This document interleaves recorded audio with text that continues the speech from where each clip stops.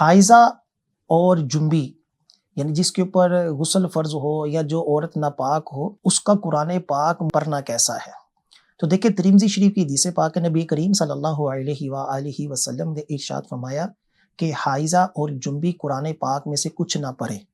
یعنی اس حالت میں چاہے آپ موبائل کے ذریعے قرآن پاک پڑھ رہے ہیں، آپ قرآن کو چھو بھی نہیں رہے، لیکن پڑھنا جو ہوتا ہے یہی ناجائز ہوتا ہے، اس کو نہیں پڑھ سکتے۔ البتہ اگر آپ نے اس حالت میں جسٹ موبائل کو کھولا ہے اور اس کی طرف صرف نظر کر رہے ہیں، اس کو زبان سے پڑھ نہیں رہے،